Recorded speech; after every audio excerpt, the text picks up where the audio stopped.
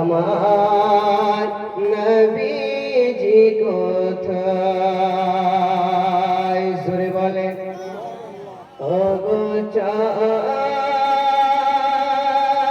তুমি বলে দাও আমার নবীজি কোথায়? কোথায় গেলে পাবো নবীকে?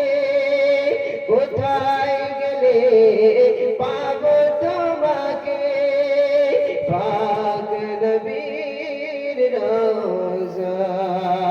ওগো চাঁদ